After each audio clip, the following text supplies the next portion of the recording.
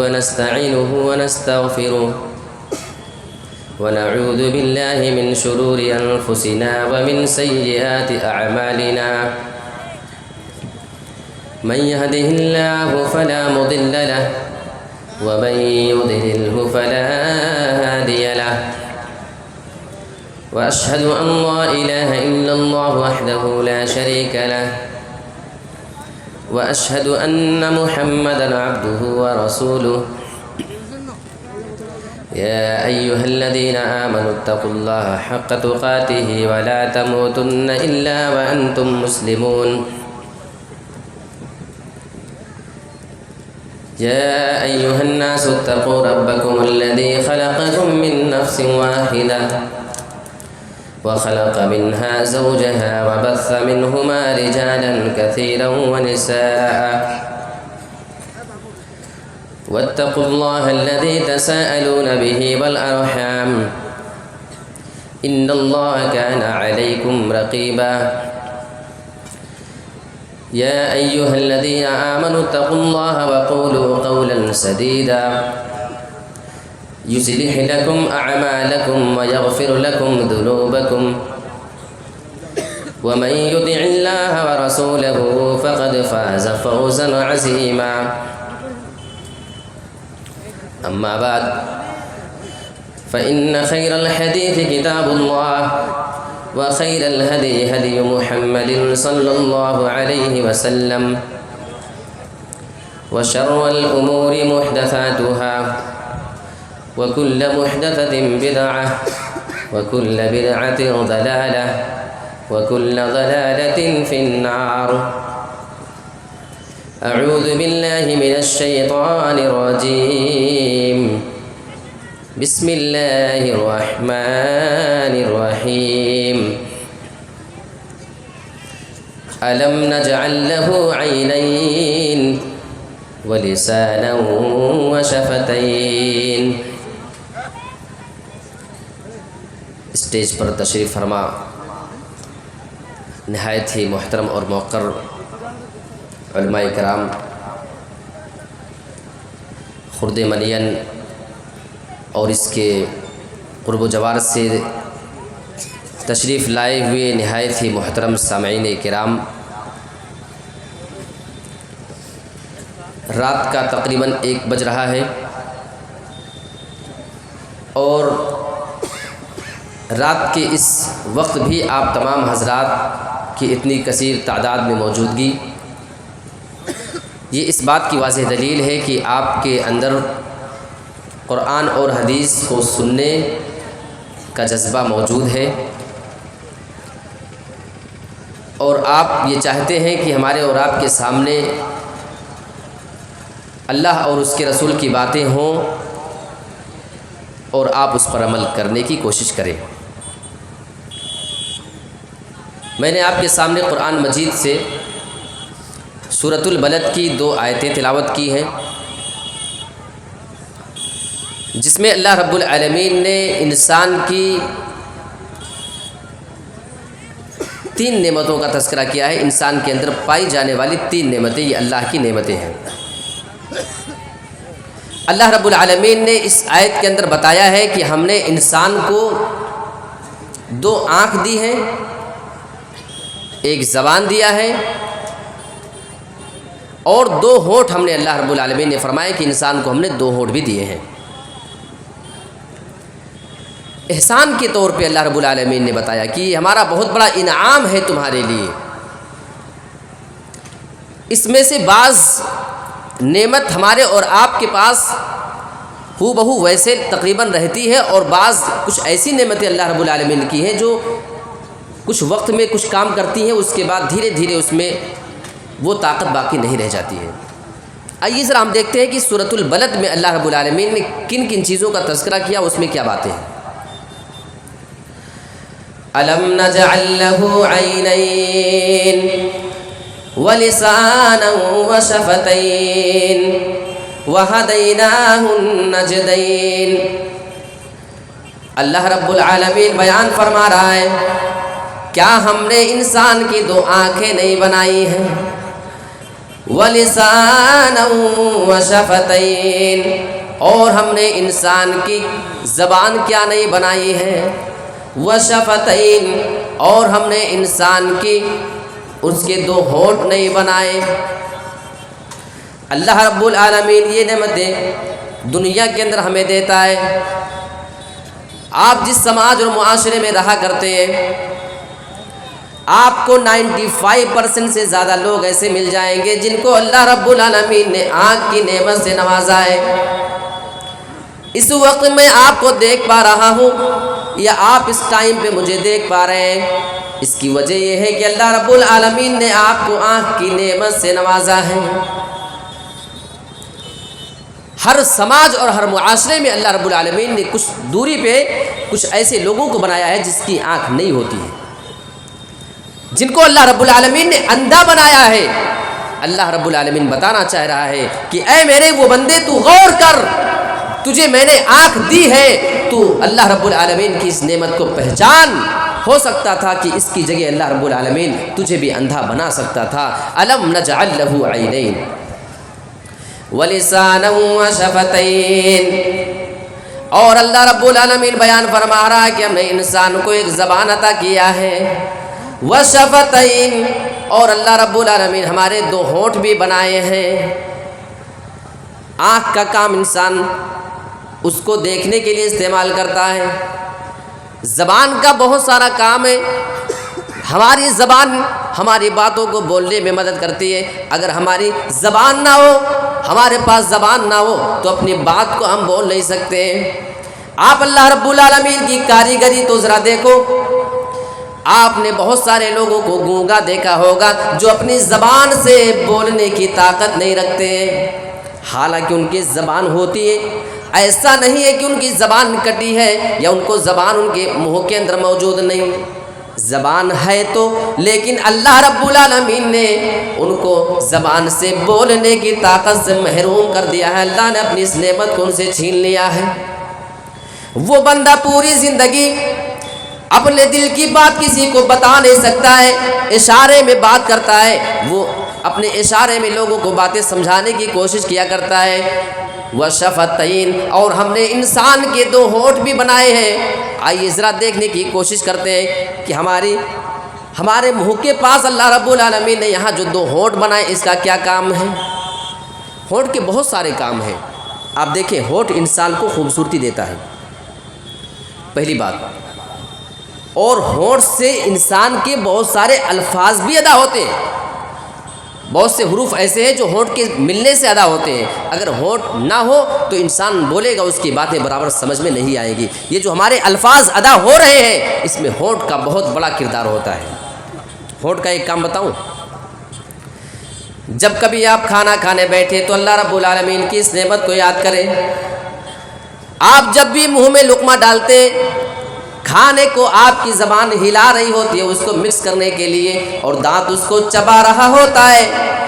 اگر آپ کا یہ ہونٹ اللہ رب العالمین نے اس جگہ پہ نہ بنایا ہوتا، اگر اللہ رب العالمین نے آپ کو ہونٹ نہ دیا ہوتا، جب اس کو زبان مکس کر رہی ہوتی اور آپ کا دانت اسے چبا رہا ہوتا، اس کو پیستا، اگر ہونٹ نہ ہوتے تو آپ کا وہ لقمہ آپ کے کپڑے پہ گر جاتا، آپ کے کھانے پینے کے دسترخوان پہ گر جایا کرتا۔ اللہ رب العالمین نے اسے بطور انعام کے قرآن مجید کے اندر ذکر فرمایا ہے۔ تو یہاں بیچ والی چیز جو زبان ہے، ہم اسی کے بارے میں بات کریں گے۔ پتہ چلا کہ زبان اللہ کی بہت بڑی نعمت ہے، اتنی بڑی نعمت ہے کہ اس نعمت کا ہم اس کا شکر ادا نہیں کر سکتے ہیں۔ زبان کی اہمیت کیا ہے ذرا یہ دیکھ لیتے ہیں۔ آئیے ترمذی کی ایک روایت دیکھتے ہیں، اور علامہ البانی رحمۃ اللہ علیہ نے اس حدیث کو صحیح قرار دیا ہے۔ اللہ کے نبی جناب محمد رسول اللہ ارشاد فرماتے ہیں، اذا اصبح ابن آدم، جب انسان صبح کرتا ہے، رات میں سونے کے بعد جب انسان صبح کو اٹھ رہا ہوتا ہے، فإن الأعداء كلها تكفر اللسان، تمام اعضاء جسم کے جتنے بھی پارٹ ہوا کرتے ہیں وہ زبان سے گزارش کرتے ہیں، ریکویسٹ کرتے ہیں، وہ زبان سے ایک ریکویسٹ کرتے ہیں فَإِنَّ الْأَعْدَاءَ كُلَّهَا تُكَفِّرُ اللِّسَانَ فَتَقُولُ، وہ کیا کہتے ہیں؟ اتق اللہ فینا، تو ہمارے سلسلے میں اللہ رب العالمین کا اپنے اندر خوف رکھنا، اپنے بارے میں تو کبھی بھی بے فکر نہ ہو جانا، تو جو بات چاہے نہیں بول دینا۔ فَإِنَّمَا نَحْنُ بِكَ، کیونکہ ہم تیرے ساتھ جڑے ہوئے ہیں، ہم تیرے ہی ساتھ معلق ہوتے ہیں، تو جیسا معاملہ کرے گی ہمارا بھی وہی معاملہ ہوگا، ہم تیرے ساتھ جڑے ہوئے ہیں۔ جسم کے تمام اعضاء اس کے زبان سے کہتے ہیں کہ ہم تیرے ساتھ جڑے ہیں، ہمارے بارے میں تو اللہ کا خوف کھاتے رکھنا۔ اور آگے کے الفاظ فَإِنِ اسْتَقَمْتِ اسْتَقَمْنَا، اگر تو سیدھی رہے گی تو ہم بھی سیدھا رہیں گے۔ وَإِنِ عِوَجَجْتِ عِوَجَجْنَا، اور اگر تو ٹیڑھی پڑ جائے گی، اگر تو گڑبڑ ہو جائے گی تو ہم جتنے جسم کے اعضاء ہیں سب کے سب گڑبڑ نکل جائیں گے۔ میرے پیارے ساتھیوں، آپ تصور کرو کہ زبان کی ویلو کیا ہے، زبان کی اہمیت کیا ہے۔ صحیح بخاری کی ایک حدیث، اللہ کے نبی جناب محمد رسول اللہ ارشاد فرماتے ہیں، انسان اپنی زبان سے اللہ رب العالمین کو راضی کرنے والا ایک جملہ بول دیتا ہے۔ کوئی ایسی بات آپ نے بولی، آپ کو اس بات کی زیادہ ویلو نہیں ہوتی ہے کہ آپ نے کوئی بڑی بات بول دی ہے، لیکن اللہ رب العالمین اس کلمے سے، اس جملے سے راضی ہو جاتا ہے۔ انسان کو اس کی بہت زیادہ پرواہ نہیں ہوا کرتی ہے کہ میں نے کوئی بہت بڑی بات بولی ہے، لیکن اللہ رب العالمین اس جملے کی وجہ سے، اس کلمے کی وجہ سے اس بندے کا مقام اور اس کا درجہ بڑھا دیا کرتا ہے۔ اور آگے کے الفاظ تو ذرا غور سے سنو، اللہ کے نبی جناب محمد رسول اللہ ارشاد فرماتے ہیں، انسان اپنی زبان سے بہت سارے ایسے الفاظ نکالتا ہے جو اللہ رب العالمین کو ناراض کرنے والے ہوا کرتے ہیں۔ ایک کلمہ اپنی زبان سے انسان ادا کرتا ہے اور اللہ رب العالمین کو وہ کلمے ناراض کر جاتے ہیں۔ اللہ رب العالمین اس آدمی کو اس کی وجہ سے جہنم کے گڑھے میں گرا دیتا ہے، اللہ رب العالمین اس کو جہنم میں داخل کر دیتا ہے۔ ابھی آپ نے ایک فتنہ دیکھا ہوگا، کوئی ایک بڑا بندہ نکلا ہے، بالکل دیکھنے میں پاگل لگتا ہے، اس کی آواز سنیں، اس کی شکل دیکھیں، بالکل احمق آدمی، ایک دم بیوقوف دکھنے میں، اور وہ بولتا ہے کہ میں آخری نبی ہوں۔ کیا کہہ رہا ہے؟ میں آخری نبی ہوں۔ اس کی باقاعدہ ویڈیو بنی ہے، کہتا ہے کہ اللہ نے مجھے، میرے اوپر وحی کی ہے اور اللہ کا وحی میرے اوپر آتا ہے، لہٰذا اللہ رب العالمین اکیلا معبود ہے اور میں اللہ کا آخری رسول ہوں۔ انسان اپنی زبان سے یہ جملہ بول رہا ہے، اللہ رب العالمین اس کے اس جملے کی وجہ سے، اس کو میں گارنٹی کے ساتھ بول سکتا ہوں کہ اسی حال میں اگر اس آدمی کا انتقال ہوتا ہے اور یہ عقیدہ رکھتے ہوئے اگر وہ آدمی انتقال کر جاتا ہے، اللہ کی قسم اس بندے کو اللہ رب العالمین جہنم کے گڑھے میں گرائے گا۔ ایک اور روایت دیکھتے ہیں، ترمذی کے الفاظ ہیں، اور علامہ البانی رحمۃ اللہ علیہ نے اس حدیث کو صحیح قرار دیا ہے، اور یہ بہت پیاری حدیث ہے۔ اللہ کے نبی جناب محمد رسول اللہ ارشاد فرماتے ہیں،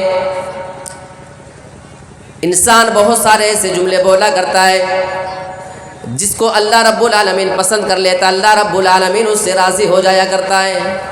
اس بندے کو پتہ نہیں ہوتا ہے کہ اس کے وہ الفاظ اتنے زیادہ بلند مقام اور مرتبے کو پہنچ چکے ہیں، اس کے الفاظ بہت ہی زیادہ اونچے مقام کو پہنچ جایا کرتے ہیں، یہاں تک کہ اللہ رب العالمین اس آدمی کے لیے اپنی رضامندی کو، اپنی خوشنودی کو لکھ دیا کرتا ہے، اس دن تک کے لیے اپنی رضامندی کو لکھ دیا کرتا ہے جس دن وہ اللہ رب العالمین سے ملاقات کرے گا، یعنی کل قیامت کے دن جب وہ رب کے سامنے جائے گا اور اللہ رب العالمین سے ملاقات کرے گا، اللہ رب العالمین اس ٹائم تک کے لیے اپنی رضا کو لکھ دیا کرتا ہے۔ اور حدیث کے آگے کے الفاظ یہ بتاتے ہیں، بہت سارے لوگ اپنی زبان سے ایک جملہ بولا کرتے ہیں، اس آدمی کو اس کی سنگینی کے بارے میں، اس کی خطرناکی کے بارے میں کوئی آئیڈیا نہیں ہوا کرتا ہے کہ ہمارا یہ جملہ کتنا زیادہ خطرناک ہو سکتا ہے، اور اللہ رب العالمین اس آدمی کے لیے اپنی ناراضگی کو لکھ دیتا ہے، قیامت تک کے لیے اللہ رب العالمین اپنی ناراضگی لکھ دیا کرتا ہے، اللہ اس آدمی سے ناراض ہو جایا کرتا ہے۔ اب اس حدیث کی وضاحت، اس کے بارے میں علماء کرام نے اس کی تشریح جو کی ہے وہ بھی ذرا غور سے سن کے جائیے۔ اللہ تعالیٰ اس آدمی کے لیے اپنی رضامندی کو لکھ دیا کرتا ہے، اس کا مطلب یہ ہوا کرتا ہے اللہ رب العالمین اس آدمی کو نیک کام کرنے کی توفیق دیتا ہے، اسے اپنی اطاعت و فرما برداری میں لگا دیا کرتا ہے، اور اللہ رب العالمین اس آدمی کو گناہ کے کام سے بھی بچا لیا کرتا ہے۔ اور اتنا ہی نہیں، میں آپ کو اتنا بڑا فائدہ جو بتا رہا ہوں، یہ آپ کی زبان سے نکلنے والا ایک جملہ ہے جس کی وجہ سے آپ کو اتنا بڑا فائدہ مل سکتا ہے۔ اللہ رب العالمین اس آدمی کو برائیوں سے بچا لیا کرتا ہے، وہ نیک کام کیا کرتا ہے، یہاں تک کہ اس کا خاتمہ بھی ایمان کی حالت میں ہوا کرتا ہے، نیکیاں کرتے ہوئے اس آدمی کا انتقال ہو جایا کرتا ہے، اور جب وہ آدمی قبر کے اندر دفن کر دیا جاتا ہے، قبر میں دفن کرنے کے بعد اللہ رب العالمین اس آدمی کی قبر کو جنت کی کیاریوں میں سے ایک کیاری بنا دیتا ہے، جنت کے باغیچوں میں سے ایک باغیچہ بنا دیتا ہے۔ یہ کس چیز کا ثمرہ ہے؟ اپنی زبان سے کوئی ایسا جملہ ادا کر دینا جو اللہ رب العالمین کو پسند آ جائے، اور اس بات کی وجہ سے آپ کو اتنا بڑا ثمرہ مل رہا ہے۔ اور اتنا ہی نہیں بلکہ اس کی وضاحت علماء نے مزید کیا ہے۔ اللہ رب العالمین کل قیامت کے دن جب وہ حشر کے میدان میں وہ بندہ جائے گا، اس آدمی کو اپنے عرش کا سایہ دے گا اور اس آدمی کو جنت الفردوس کے اندر داخل کر دے گا۔ میرے پیارے ساتھیوں، اگر آپ زبان کی اہمیت کو سمجھنا چاہتے ہیں، اس حدیث کو اپنے سامنے رکھیں۔ اور زبان کے غلط استعمال کا نقصان اللہ رب العالمین اس آدمی کے لیے اپنی ناراضگی لکھ دیتا ہے قیامت کے دن۔ اس کے بارے میں علماء کرام وضاحت کرتے ہوئے بتا رہے ہیں، یعنی اللہ رب العالمین اس آدمی کے لیے ہمیشہ گناہ کرنے کے راستے کھول دیا کرتا ہے، اللہ تعالیٰ اس آدمی کو نیکیاں کرنے کی توفیق نہیں دیا کرتا ہے، اور وہ آدمی پوری زندگی گناہوں میں ڈوبا رہا کرتا ہے، گناہ کے کام کیا کرتا ہے، گناہ کرتے کرتے مر جایا کرتا ہے، اور جب وہ بندہ مر جایا کرتا ہے تو قبر کی زندگی اس کے لیے دشوار ہو جائے گی، اور آنے والے دن کل قیامت کے دن اللہ رب العالمین کی ناراضگی اس کو ملے گی، اور اللہ رب العالمین کے عذاب کا وہ بندہ مستحق ہو جائے گا۔ یہ کس چیز کی سزا ہے؟ اپنی زبان کا غلط استعمال کرنا، زبان سے ایسا جملہ بولنا جو اللہ کو ناراض کر جائے۔ میرے پیارے ساتھیوں، اگر آپ کو بولنا ہے اپنی زبان سے صحیح باتیں کریں، ورنہ خاموش رہے، خاموشی زیادہ بہتر ہے۔ اب آئیے زبان سے ہونے والے کچھ گناہوں کی طرف ہم آپ کو لے کے چلتے ہیں۔ صحیح مسلم کی ایک حدیث اٹھائیے، اور اللہ کے رسول صلی اللہ علیہ وسلم کی وہ بہترین حدیث۔ زبان کے تعلق سے انسان زبان کو بہت زیادہ ویلیو نہیں دیتا ہے، جو بات منہ میں آئی وہ بول دیا، جو جس کو بولنا ہے وہ بول کر کے نکل جا رہا ہے۔ آئیے یہ حدیث دیکھ لیتے ہیں، آپ کی زبان کا کتنا خطرناک نقصان ہو سکتا ہے اور اس کا فائدہ آپ کو کتنا مل سکتا ہے۔ اس حدیث کے اندر اللہ کے نبی صلی اللہ علیہ وسلم نے سچ بولنے کا فائدہ بتایا ہے اور جھوٹ بولنے کا نقصان بتایا ہے۔ علیکم بالصدق فإن الصدق يهدي إلى البر وإن البر يهدي إلى الجنة۔ اے لوگو، تم اپنے لیے سچائی کو لازم پکڑ کر کے رکھ لو، جب بھی تمہیں بات چیت کرنا ہو تم اپنی بات چیت میں ہمیشہ سچ بولا کرو، جھوٹ نہ بولا کرو۔ علیکم بالصدق، تم ہمیشہ سچائی کو لازم پکڑ لینا۔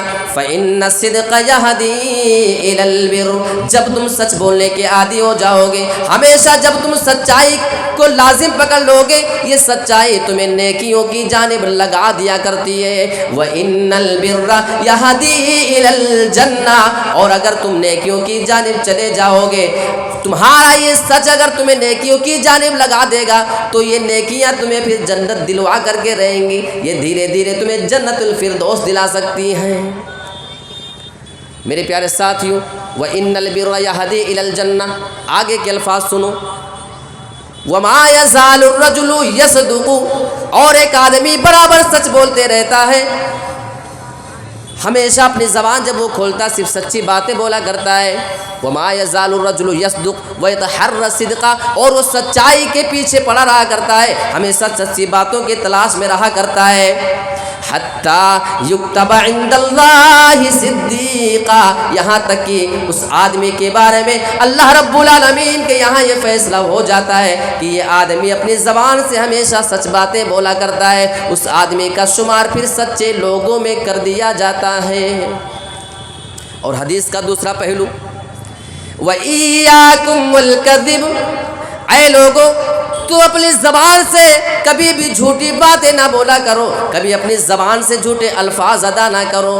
فَإِنَّ الْكَذِبَ يَهْدِي إِلَى الْفُجُورِ، کیونکہ جب انسان جھوٹ بولتا ہے، انسان کا یہ جھوٹ اس کو گناہ کی جانب لے کر کے جاتا ہے۔ وَإِنَّ الْفُجُورَ يَهْدِي إِلَى النَّارِ، اور جب انسان گناہ کی جانب لگ جایا کرتا ہے تو اس کا یہ گناہ انسان کو پھر جہنم کی جانب لگا دیا کرتا ہے، اس کو جہنم کی جانب وہ رہنمائی کر دیا کرتا ہے۔ وما یزال الرجل یکذب، اللہ کے نبی بیان فرماتے ہیں آدمی برابر جھوٹ بولتے رہتا ہے، ویتحری الکذب، اور جھوٹی باتوں کے ٹوہ میں رہتا ہے، ہمیشہ جھوٹی باتوں کو تلاش کرتے رہتا ہے۔ حتی یکتب عند اللہ کذابا، یہاں تک کہ اللہ رب العالمین کے پاس اس آدمی کا نام جھوٹا لکھ دیا جاتا ہے کہ یہ آدمی جب بھی بات کرتا ہے صرف جھوٹی باتیں بولا کرتا ہے۔ یہ ہے جھوٹ بولنے کا نقصان۔ ہماری یہ چھوٹی سی زبان جس کا استعمال کر کے ہم اپنے آپ کو جنتی بھی بنا سکتے ہیں، اور اس کا غلط استعمال کر کے ہم اپنے آپ کو جہنمی بھی بنا سکتے ہیں۔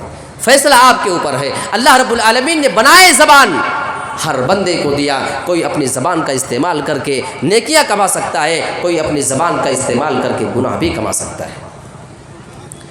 ایک اور بات، اگر ہمارے اندر ایمان ہے، سب کا ماننا ہے ایمان ہے، آئیے موطا مالک کی ایک روایت دیکھ لیتے ہیں۔ اللہ کے رسول سے ایک سوال ہوتا ہے، اے اللہ کے رسول ایکون المؤمن جبانا، اے اللہ کے نبی کیا مومن بزدل ہو سکتا ہے؟ سوال ہو رہا اللہ کے نبی سے، کیا مومن بزدل ہو سکتا ہے؟ قال نعم، اللہ کے نبی نے فرمایا کہ ہاں مومن بزدل ہو سکتا ہے۔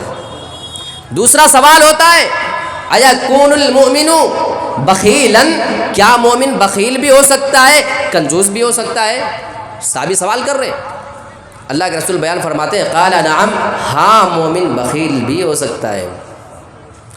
اب اللہ کے نبی کے سامنے تیسرا سوال ہو رہا ہے ایکون المؤمن کذابا، اے اللہ کے نبی آپ یہ بتا دیجئے کیا مومن جھوٹا بھی ہو سکتا ہے؟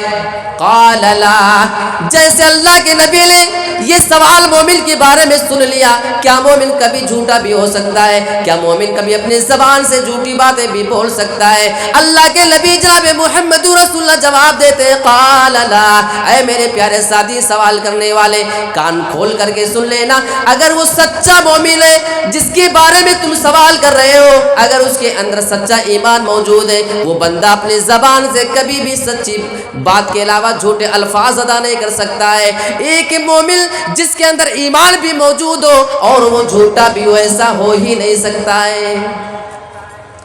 پھر کس کیٹیگری میں آپ سب کو ڈالیں گے؟ جتنے مسلمان سب جھوٹ بول رہے ہیں، آپ ان کو کس خانے میں لے کر کے رکھیں گے؟ یہ فیصلہ آپ پر چھوڑتا ہوں۔ اچھا ایک اور حدیث دیکھ لیتے ہیں۔ جھوٹ بولنا یہ مومن کی پہچان نہیں، یہ منافق کی پہچان ہے۔ اللہ کے نبی جناب محمد رسول اللہ ارشاد فرما رہے ہیں آیت المنافق ثلاث، منافق کی 3 نشانیاں ہیں۔ اذا حدث کذب، جب وہ کوئی بات اپنی زبان سے کرے تو اپنی زبان سے جھوٹی باتیں بولا کرے۔ وَإِذَا وَعَدَ أَخْلَفَ، جب وہ بندہ کوئی وعدہ کرے، کسی سے کوئی وعدہ لے لے تو اس وعدے میں وہ پورا نہ اترے بلکہ وعدہ خلافی کر جایا کرے۔ وَإِذَا اؤْتُمِنَ خَانَ، اور جب اس آدمی کے پاس کوئی بندہ اپنی امانتیں لا کر کے رکھ دے، اس کے پاس کوئی امانت لا کر کے رکھے، اس کے اندر وہ خیانت کر جائے، اگر یہ خیانت بھی کر جایا کرتا ہے، اللہ کے نبی بیان فرماتے ہیں ایسا کرنے والا بندہ پھر مومن نہیں، وہ بندہ منافق ہو سکتا ہے، مومن نہیں۔ اچھا امانت کا مطلب ہم نے صحیح نہیں سمجھا ہے۔ اگر آپ کے پاس کوئی بندہ کوئی چیز لا کے رکھتا ہے، کوئی پیسہ روپیہ لا کے رکھا، کوئی سامان رکھا، جس شکل میں آپ کے پاس لا کے رکھتا ہے، جب وہ بندہ واپس لینے آئے تو آپ اس کو وہی والی چیز واپس کریں، حقیقی امانت یہ ہے۔ رسول کے پاس لوگ امانت لا کر کے رکھتے تھے، کپڑے میں لپیٹ کر کے، کسی چیز میں بات کر کے، جس شکل میں لا کر کے رکھا کرتے تھے، جب وہ کئی مہینوں کے بعد، سالوں کے بعد، کئی دنوں کے بعد یا ہفتے گزر جانے کے بعد جب وہ چیزیں لینے کے لیے واپس آیا کرتے تھے، اللہ کے نبی وہی شکل میں ہو اس کو لوٹا دیا کرتے تھے۔ امانت کا صحیح مطلب یہ ہے کہ جس شکل میں آپ کو جیسے جس صورت میں دی جائے، جب وہ لینے والا آئے تو آپ اس کو ہو بہو وہ چیز لوٹا دیں، اصل امانت یہ ہے۔ ہاں یہ اور بات ہے اگر اس کی اجازت ہو اور اس کی اجازت سے آپ کچھ استعمال کر لیں، بھائی مجھے ضرورت ہے، آپ نے ہمارے پاس امانت رکھی ہے، اس کی اجازت سے آپ خرچہ کر لیں، یہ ایک دوسری بات ہے، لیکن سچی امانت یہ ہے اور امانت داری کا طریقہ یہ ہے، امین وہ بندہ کہلائے گا جس شکل میں آپ کے پاس رکھا جائے اسی شکل میں اس کو واپس کی جائے۔ ایک صحیح بخاری کتاب الجنائز کی حدیث پڑھتا ہوں، جھوٹ بولنے کا نقصان آپ کو دکھا رہا ہوں۔ ہمیں اور آپ کو لگتا ہے صبح سے لے کے شام تک آپ کبھی کیلکولیٹ کریں اور کاؤنٹ کر کے دیکھیں آپ دن بھر میں کتنی بار جھوٹ بولتے ہیں۔ آئیے ایک حدیث دیکھ لیتے ہیں، بڑی پیاری حدیث ہے۔ اللہ کے نبی جناب محمد رسول اللہ ارشاد فرما رہے ہیں، اللہ کے نبی فجر کے بعد اپنا خواب بیان فرما رہے تھے، اسی خواب کا یہ قصہ ہے۔ اللہ کے نبی جناب محمد رسول اللہ بیان فرما رہے تھے کہ میرے ساتھی مجھے لے کر کے جا رہے تھے، میں نے ایک آدمی کو دیکھا، جو آدمی بیٹھا ہوا ہے اور اس بیٹھے ہوئے آدمی کے پیچھے ایک آدمی کھڑا ہوا تھا۔ یہ کھڑا ہوا آدمی اس آدمی کے جبڑے میں ایک چیرنے والا آلہ پھنسا کر کے اس کو چیر رہا ہے اور اس کو چیرتے ہوئے گدی تک لے کر کے جا رہا تھا۔ ایک جبڑے کو چیر کر کے جیسے وہ فارغ ہو رہا تھا، اس آدمی کا جبڑا چیرا جا رہا ہے، وہ چیخ و پکار مچا رہا ہے، لیکن اس کے اوپر کوئی ترس کھانے والا نہیں، کوئی اس کی مدد کرنے والا نہیں۔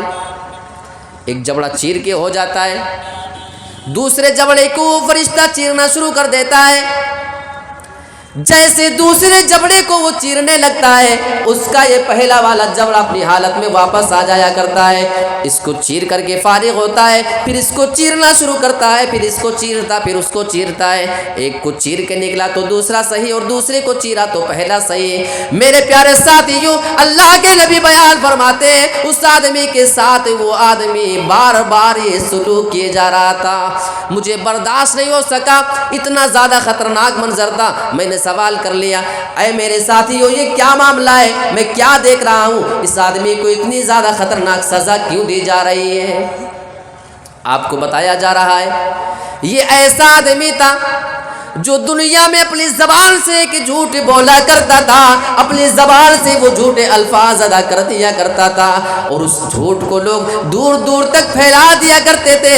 اے اللہ کے نبی یہ آدمی دنیا میں جھوٹ بولا کرتا تھا، آج اس کے جبڑے کو چیرا جا رہا ہے، اسی طریقے سے اس آدمی کو یہ سزا دی جاتی رہے گی، اور اے اللہ کے نبی قیامت کے دن تک اس آدمی کے ساتھ یہ سلوک کیا جاتا رہے گا۔ میرے پیارے ساتھیوں آپ ذرا تصور تو کرو، وہاں اس آدمی کو چیخنے کے بعد کوئی مدد نہیں مل پا رہی ہے اور اس آدمی کو یہ امید بھی نہیں ہے کہ یہ سزا ملنے کے بعد پھر مجھے موت آنے والی ہے، قیامت کے دن تک اس آدمی کو یہ سزا دی جائے گی۔ صحیح بخاری کے الفاظ ہیں، یہ ایک جھوٹ بولنے کی یہ سزا ہے، اور ہم اور آپ دن میں کتنے جھوٹ بولتے ہیں، ہماری زبان سے کتنے جھوٹے الفاظ ادا ہوا کرتے ہیں، انسان کو اس پہ ضرور غور کرنا چاہیے۔ میرے پیارے ساتھیوں، زبان اللہ کی ایک عظیم نعمت ہے اور اس نعمت کی قدر کرنی چاہیے، اس کا صحیح استعمال کرنا یہ ہماری اور آپ تمام لوگوں کی ذمہ داری ہے۔ اللہ کے نبی ایک حدیث، وہ بڑی مشہور حدیث ہے، کفا بالمرء کذبا ان یحدث بکل ما سمع، آدمی کے جھوٹا ہونے کے لیے یہی کافی ہے کہ جو بات سنے اس کو دوسروں سے بیان کر دے۔ بہت سارے لوگوں کی عادت ہوتی ہے، یہاں سنا دوسری جگہ جا کے بیان کر دیا، وہاں سنا اس سے بیان کر دیا۔ اللہ کے نبی بیان فرماتے ہیں اگر کوئی بات کو سنو اس کی تحقیق کر لیا کرو، سننے کے بعد فوراً بیان کر دینا بلا تحقیق کے یہ تمہارے جھوٹے ہونے کے لیے کافی ہے، یہ اللہ کے نبی نے بتایا ہے۔ تو یہ جھوٹ ہو گیا۔ اس کے علاوہ ایک اور گناہ ہم کرتے ہیں زبان سے، جانتے ہیں کیا؟ ہم زبان سے غیبت کرتے ہیں۔ اچھا یہ غیبت کیا ہے؟ آئیے ذرا اس کو صحیح مسلم کی حدیث کی روشنی میں سمجھ لیتے ہیں۔ اللہ کے نبی جناب محمد رسول اللہ اپنے صحابہ سے سوال کرتے ہیں، اتدرون ما الغیبہ، اے میرے صحابہ کیا تم جانتے ہو کہ غیبت کسے کہا جاتا ہے؟ قالوا اللہ ورسولہ اعلم، صحابہ جواب دیتے اللہ اور اس کے رسول کو زیادہ بہتر معلوم کہ غیبت کسے کہا جاتا ہے۔ بڑے سیدھے سادے ہوتے تھے۔ ہمارے یہاں تو مسجد میں کوئی سوال ہو جائے اور امام صاحب بیچارے وہ بیٹھے بھی غور کر رہے ہیں کہ اس سوال کا جواب کیسے دیا جائے، کس انداز میں دیا جائے، وہاں کوئی جاہل کھڑا ہوا اور فتویٰ داغ دیتا ہے کہ نہیں؟ یہ سب ہو رہا ہے۔ صحابہ سے اللہ کے نبی نے سوال کیا، جانتے ہو غیبت کس کو کہتے ہیں؟ صحابہ ویسے بہت علم والے تھے، لیکن وہ چاہتے تھے کہ ہم کیوں بولے اپنی زبان سے، اللہ کے نبی بتائیں گے، شاید ہم جو چیز ہم بولنے جا رہے ہوں اس سے اچھی چیز ہم کو سیکھنے کو نبی سے مل جائے۔ صحابہ جلدی کسی بات کا ایسے میں جواب نہیں دیتے تھے، ان کا جواب ہوتا تھا اللہ اور اس کے رسول زیادہ بہتر جانتے تھے، نبی آپ خود بتا دیجئے۔ اللہ کے نبی جناب محمد رسول اللہ غیبت کی تعریف کر رہے ہیں، ذکرک اخاک بما یکرہ، اے میرے ساتھیوں میں تمہیں بتاتا ہوں غیبت کسے کہا جاتا ہے۔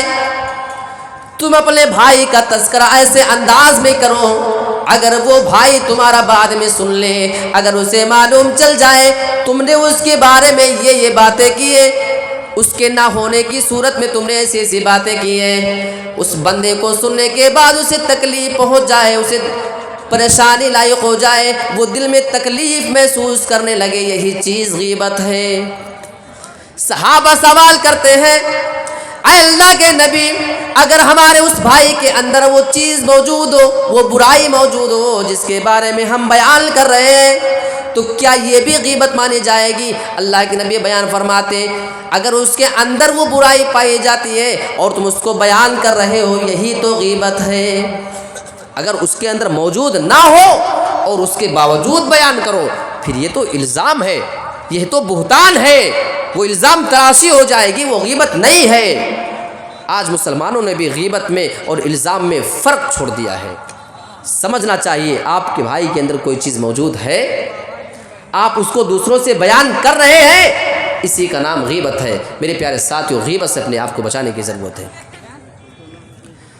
حضرت عائشہ رضی اللہ تعالی عنہ بیان کرتی ہیں کہ میں نے نبی کے سامنے حضرت صفیہ کے بارے میں صرف ایک جملہ بول دیا تھا، اے اللہ کے نبی کیا آپ اس پست قد عورت کی ہمیشہ بات کرتے رہتے ہیں، اس کی تعریف آپ کرتے ہیں، اس کے بارے میں تو اتنا ہی کافی ہے کہ وہ ایسی ہے، کچھ الفاظ انہوں نے بولے، یعنی پست قد ہونے کا تانا ان کو دیا۔ کس نے تانا دیا تھا؟ نبی کی بیوی حضرت عائشہ رضی اللہ تعالی عنہ تانا دے رہی ہیں۔ کس کو؟ اپنی سوکن کو۔ آپ ان کی کیا تعریف کرتے رہتے ہیں بار بار۔ اللہ کے نبی جناب محمد رسول اللہ حضرت عائشہ کا یہ جملہ سننے کے بعد بیان فرماتے ہیں، اے عائشہ تم نے اپنی زبان سے کیسا جملہ کہا ہے، لقد قلت کلمتا لو مزج بها البحر لمزجته، اے عائشہ آج تم نے اپنی زبان سے ایسا جملہ بول دیا ہے، ایسا الفاظ تم نے اپنی زبان سے ادا کر دیا ہے، اگر تمہارے وہ الفاظ کو سمندر میں لے جا کر کے ملا دیے جائیں تو تمہارے الفاظ سمندر کے اوپر بھی غالب آ جائیں گے، تمہارے الفاظ سمندر کے پانی کو بھی خراب کر دیں گے، اسے برباد کر دیں گے۔ آج تم نے اپنی زبان سے اتنا خطرناک جملہ بول دیا ہے۔ یہاں ہم مسلمان ایک دوسرے کی صبح شام برائی کریں، ہمارے اوپر کوئی فرق نہ پڑے، ہماری نیکیوں میں کوئی کمی نہ آئے، ہماری دینداری میں کوئی کمی نہ آئے، لیکن حضرت عائشہ ایک جملہ صرف پست قد ناٹا ہونے کا تانا دے دیا، چھوٹی ہائٹ کی ہیں، بس اتنا سا بولنا، اللہ کے نبی ان کو اتنے سخت الفاظ کے ساتھ ڈانٹ رہے تھے۔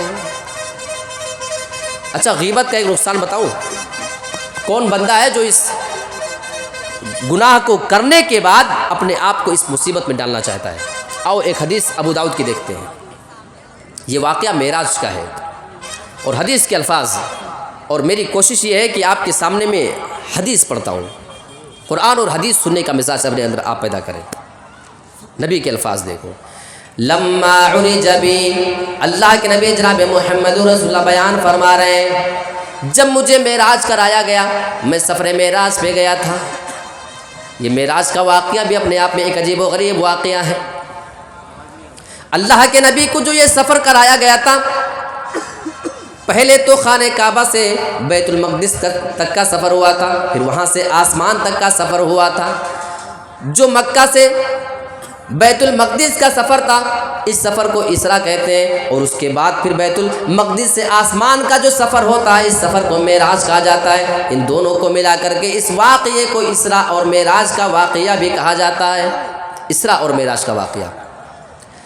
اچھا ایک بات بتاؤں، یہ سفر اللہ کے نبی صلی اللہ علیہ وسلم کا جسمانی تھا، یہ کوئی خواب نہیں تھا۔